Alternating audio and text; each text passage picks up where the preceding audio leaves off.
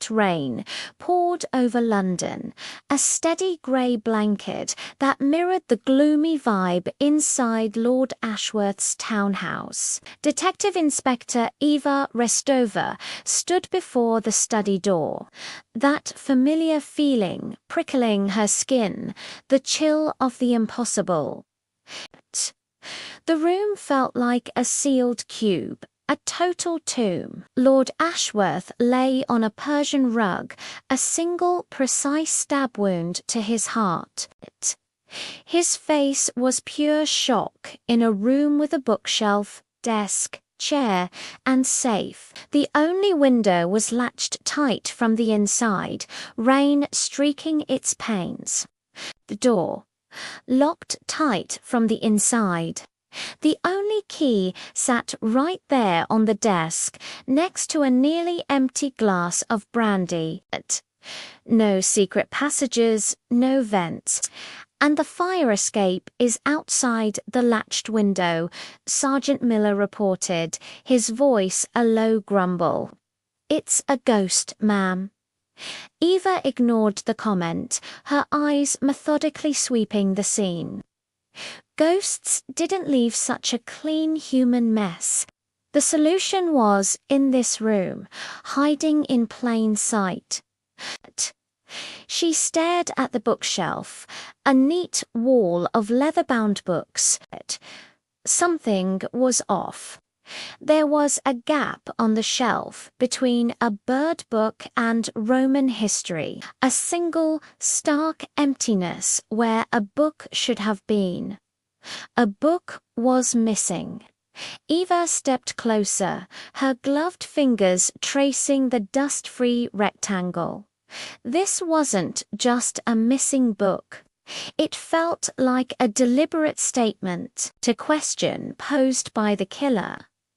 "Miller," she said, her voice sharp, "get me a complete list of Lord Ashworth's library catalogue, every single book he owned, and I want to know who had access to this study."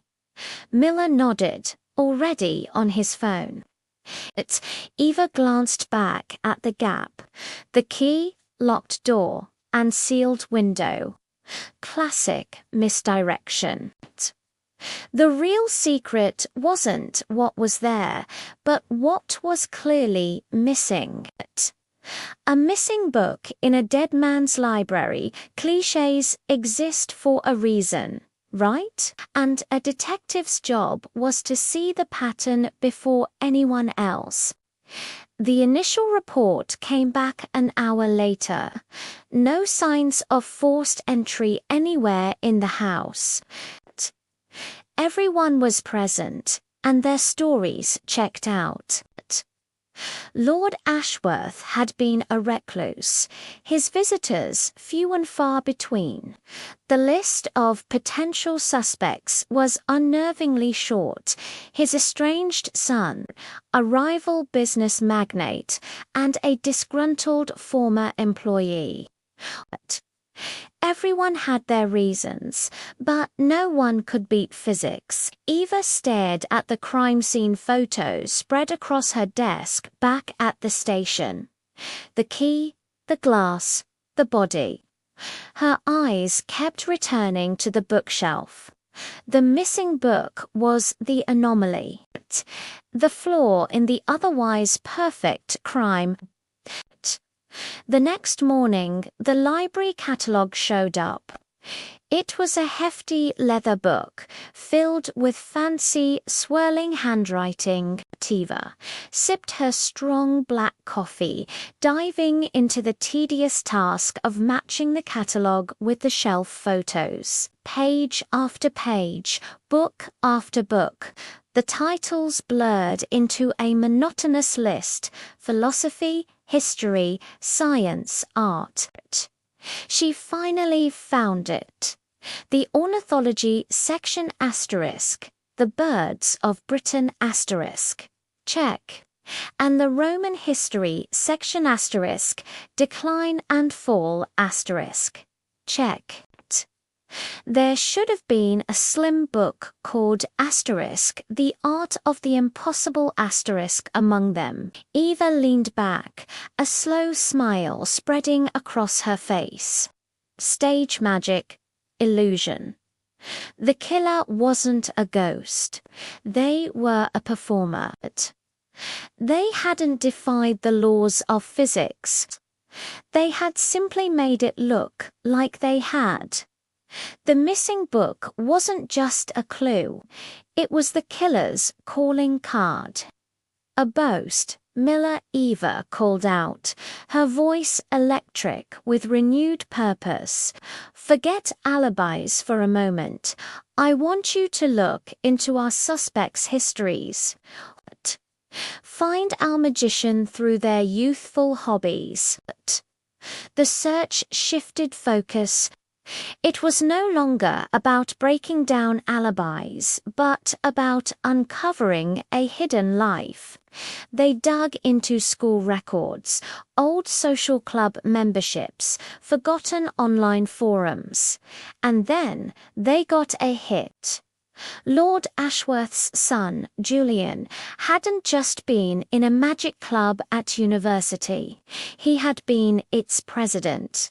His specialty escapology and lockpicking, the art of impossible escapes. The pieces snapped into place. Julian had a key, not the one on the desk, but a duplicate he'd had made years ago.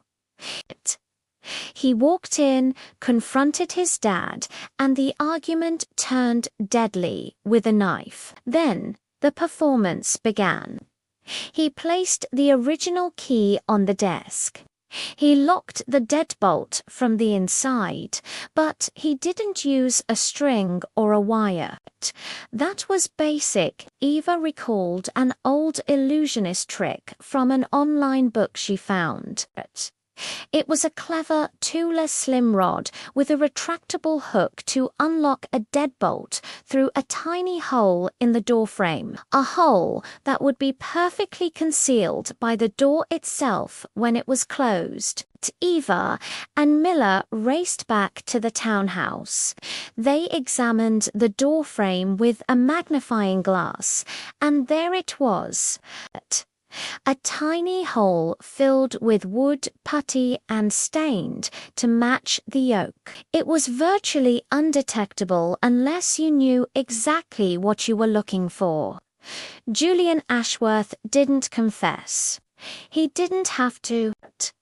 When they showed him the evidence, his confident smirk vanished in an instant. The magician's final trick had been exposed. Back in the study, Eva stood where she had begun. The rain had stopped, and the early morning sun cast long shadows across the room. She looked at the gap on the bookshelf.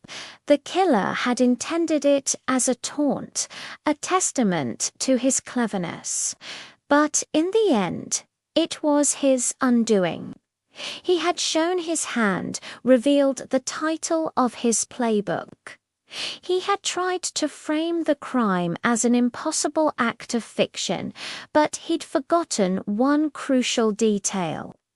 In the real world, the book is never the end of the story. It's only the beginning of the investigation. The suspects were like characters straight out of a classic play. Lady Eleanor Ashworth, a stunning widow, is set to inherit a massive fortune. Her alibi, super weak. She said she was just alone in her solarium, thinking. Then there was Sebastian Vane, Lord Ashworth's nephew, disinherited and bitter.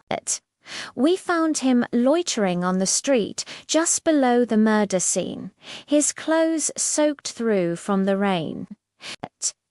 He claimed he just got here, but it felt way too staged. Mr. Albright, the late Lord's butler, was all about loyalty and had this eerie efficiency that gave me chills. His movements, as always, were perfectly accounted for, yet he saw everything. Butlers always do. I went back to the study, the scene of the crime. The room was just as we'd left it, the heavy oak door locked from the inside, the deadbolt thrown. The key sat there on the big mahogany desk, like a piece in a locked room puzzle. But something felt off, right? My eyes scanned the room, taking in every detail. The desk, the window with its rain-streaked panes, the towering bookshelf filled with leather-bound volumes. My gaze lingered on the bookshelf. Ornithology, history, and then a gap. A single, solitary gap in an otherwise perfect row. It bugged me, and a delicate idea started to take shape. We all thought the key locked the door from the inside, but what if that was just a clever trick? What if the killer locked the door from the outside and then somehow returned the key to the room? It seemed impossible. Sitting in the late lord's leather chair, I couldn't help but keep glancing at that empty space on the bookshelf. From this vantage point, I could see the door, the window, and that bookshelf. I traced the line of the book spines with my eyes. An idea took hold. It was a long shot, a wild guess, but in this house of mirrors, it was the only thing that felt real. What if the key wasn't on the desk when the door was locked? What if it was placed there asterisk after asterisk? Bring the forensics team back up here, I said. Make sure to dust every single book on that shelf. Watch out for the spines, especially near that open spot. While they worked, I headed downstairs to the Grand Library. Every great house has a catalogue, a meticulous record of its treasures. I found it tucked away in a dusty drawer. My fingers ran over the shelves, and there it was, the missing book. A first edition of Wilkie Collins' The Moonstone *, one of the first and greatest detective novels ever written. The irony was so thick you could cut it with a knife. A story of a stolen gem, deception, and a clever detective. It was like the late Lord was guiding me from the beyond, nudging me toward the right path. Was the killer a detective fiction fan or just messing with us? The forensic report came back faster than I expected. My hunch had paid off. On the spine of a heavy history tome, right next to the gap where the Moonstone * should have been, they found it. Just one perfect fingerprint. But wait, there's more. It's smudged with a weird sticky glue that won't dry. We ran the print, and boom, it matched. Not the widow or the nephew, but someone who blended in perfectly. Mr. Albright, the butler, Mr. Albright. The puzzle pieces clicked into place. The gap on the shelf, the missing book, the sticky fingerprint. It was a method as ingenious as it was diabolical. Albright hadn't needed to be in the room to return the key. He had used the book. He must have rigged a simple but effective device. A string, perhaps, coated with that adhesive attached to the key. Here's how I believe it happened. Albright waits outside the study after the deed is done. He uses a thin wire or a similar tool to lock the deadbolt from the outside, a common trick for a man of his particular skills. Now, for the key, he has it, but he needs to get it back inside onto that desk. He can't just slide it under the door. It's too thick and the rug would stop it. So he uses his knowledge of the house. He knows about the gap on the bookshelf. He ties a strong thread to the key, with the other end stuck to the spine of asterisk, the moonstone asterisk. He slides the book back onto the shelf through a secret panel only the butler knows. As the book slides into its place, it pulls the thread, dragging the key across the floor until it comes to rest on the desk, right where we found it.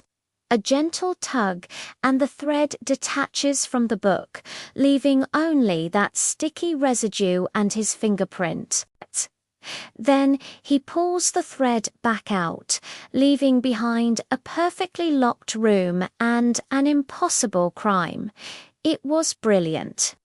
A murder weapon disguised as a literary classic.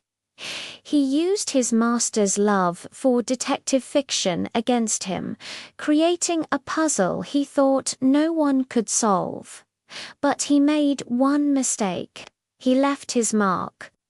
That single greasy fingerprint was his signature on his final fatal act of service. But confronted with the evidence, the fingerprint, the adhesive, the knowledge of the missing book, Mr. Albright's stoic facade finally crumbled.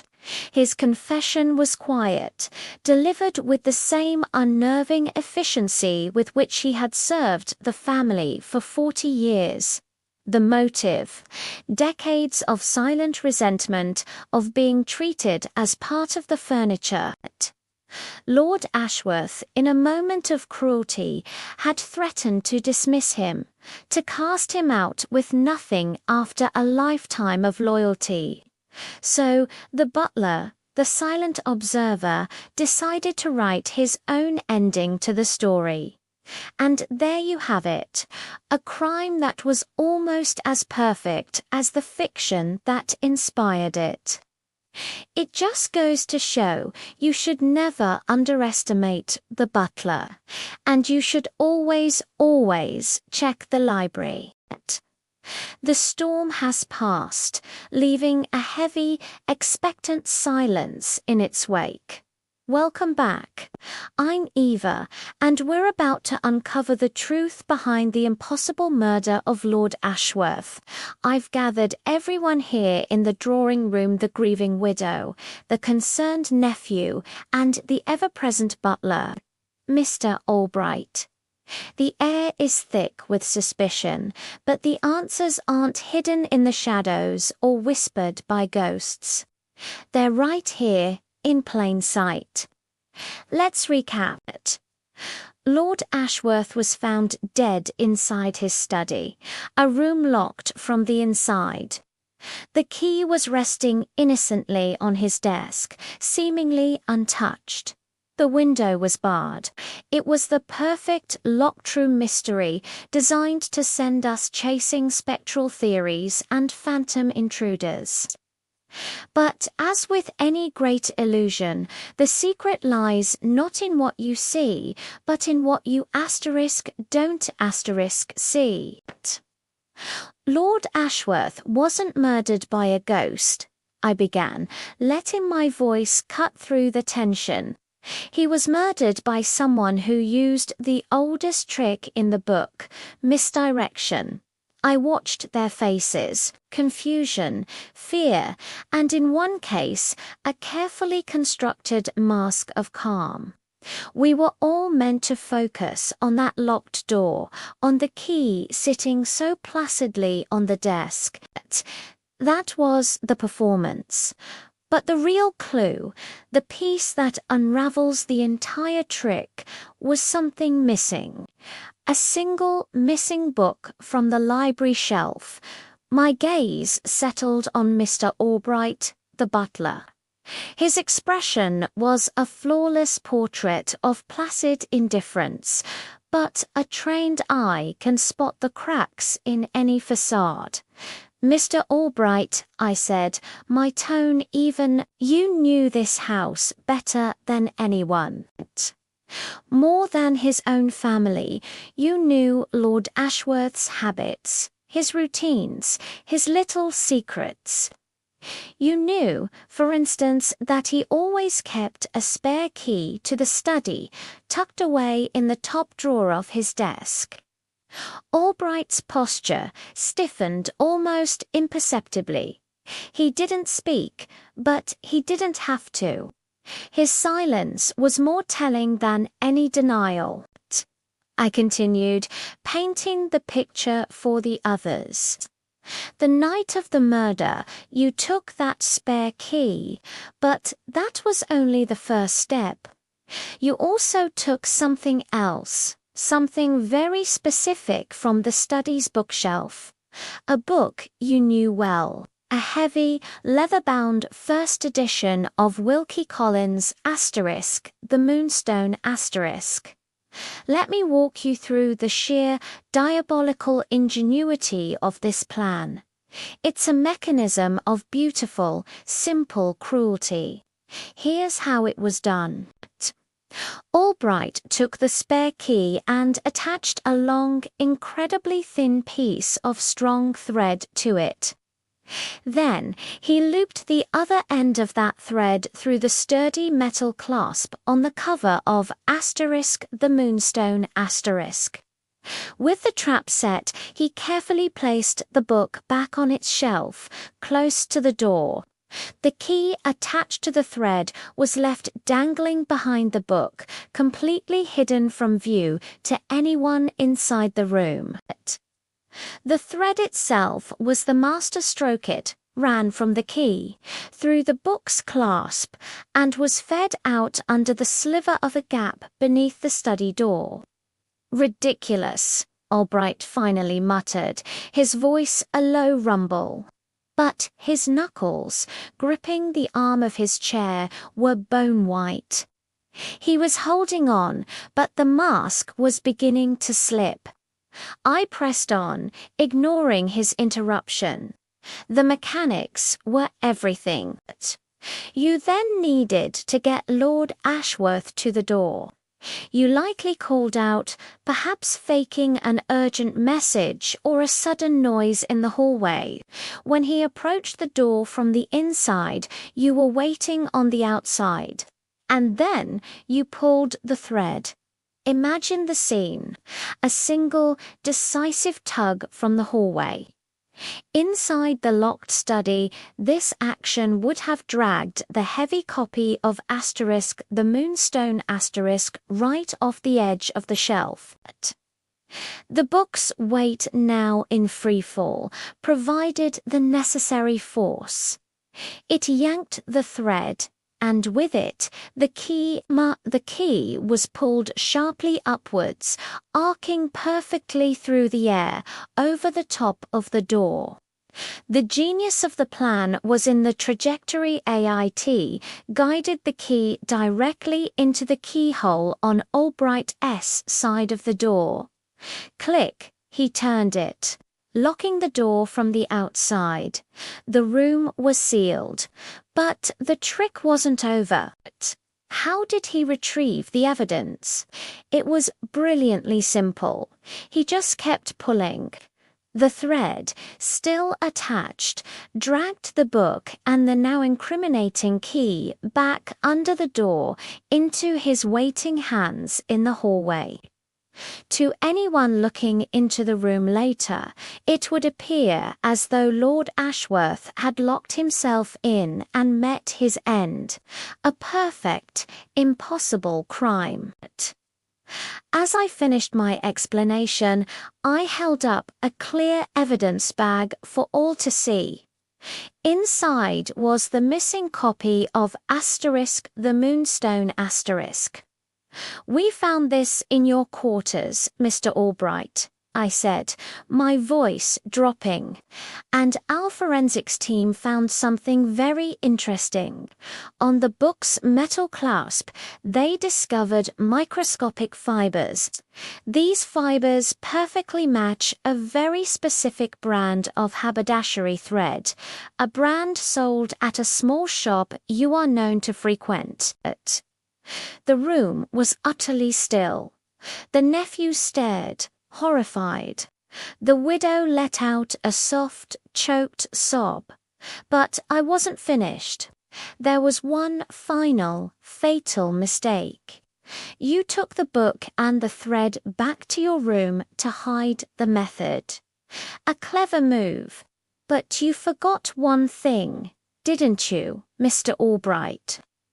The tiny dab of adhesive you used to temporarily stick the thread to the head of the key. A small amount smudged onto your fingertip. And as you placed the moonstone asterisk on the shelf to set your trap, you steadied yourself against the adjacent book. You left a perfect, clear fingerprint. That was it. The final piece. The mask didn't just crack. It shattered. Albright's composure completely broke. The carefully maintained dam of a lifetime of servitude burst, and the bitterness flooded out.